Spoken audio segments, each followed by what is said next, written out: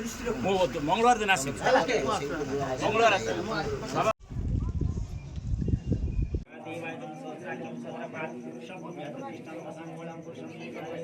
पहाड़ चढ़ी पंचमुखी नीलकंठेश्वर दर्शन करने सहित पूजार्चना कले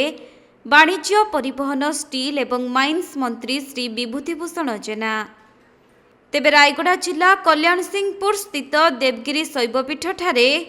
आज मंत्री विभूतिभूषण जेना सकाळ समय पहुंची 556 पाहाच चढ़ा सहित पंचमुखी नीलकंठेश्वर दर्शन करिसेंती। एहापरे क्रांतिकारी आश्रम को जाई क्रांतिकारी आश्रमर बाबा क्रांति स्वरूपानंद गिरी आलोचना करने सहित देवगिरी शैवपीठर पारिपार्श्विक उन्नतीकरण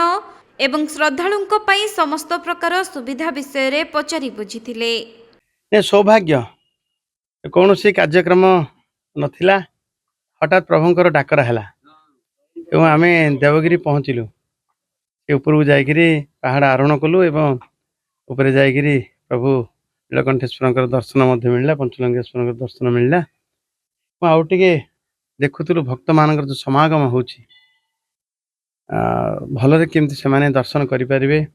पानीर असुविधा टिके देखिलु एवं रास्तार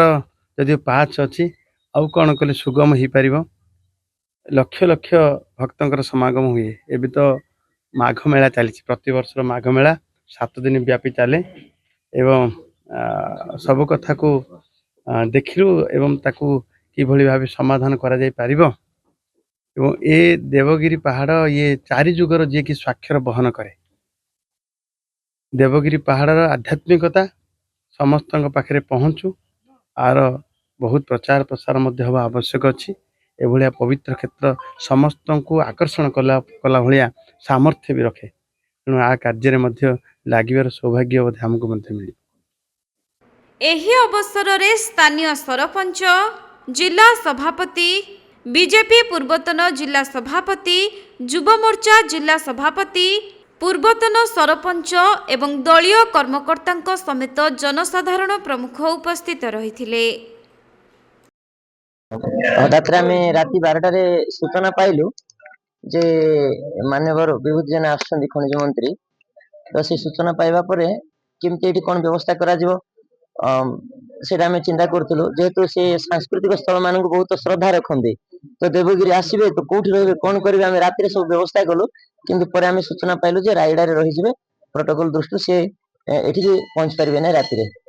तो सकाळे जहा भी से ठीक समय राशि पहुंचले आ देवगिरी भी दर्शन कले ऊपरे माने आमर धोबा धुबुणी बंध ठारू गंगा जमुना सरस्वती कुंड ए सब जगह बुलाबुली करके देखिले देवगिरी परिसर पई कोन आवश्यक तार अनुभव से निजे कले ता सहित जो भक्त माने भी सांगरे उपस्थित थिले तांको भी पचारले कोन आवश्यक एठी बोली आ भक्त माने जहा सब भी जणेले आ तांकर से निजर इच्छा भी व्यक्त कले सेही अनुसार विभूतिभूषण जेना महोदय एठी स्पष्ट शब्द रे जणेले जे नेक्स्ट मु आसला बेले को जेमती देवगिरी परिक्रमा मार्ग संपूर्ण हेतिबो देवगिरी ऊपर को मटेरियल जीवा भली जेमती ऊपर किसी व्यवस्था ही पारिबो बुढ़ा बुढ़ी लोक जीवा आसबार असुविधा माने हेई पारिबो असुविधा हेबो नाही से सब व्यवस्था जेमती हेई जाइथो मु नेक्स्ट आसबा समय रे सेति पय ध्यान दिया जिवो ता सहित एठारे जो गौशालाटी आम रायगड़ार प्रथम गौशाला तैयारी होची निर्माण काम चली वर्तमान से गौशाला रे किपरि प्रशिक्षण दिया जिवो लोक माने जेमती प्रत्येक गाँव लोक आसिक प्रशिक्षण नहीं पारिबे केमती आमे गो आधारित कृषि करि परिबा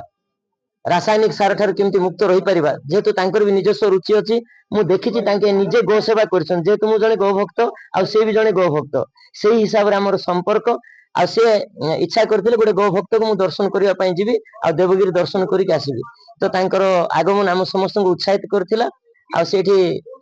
ठाकुर दर्शन करिया परे देवगिरी पंचमुखी नीलकंठेश्वर महादेव को दर्शन करिया परे पुणी तलक आसिक आम मान सहित कथबार्ता करथिले आ जलपान करिया परे से रायगड़ा अभिमुखे गस्त करछन्ति। रायगड़ा जिल्लारू प्रफुल्ल कुमार बेहेरांको रिपोर्ट कोणार्क लाइव।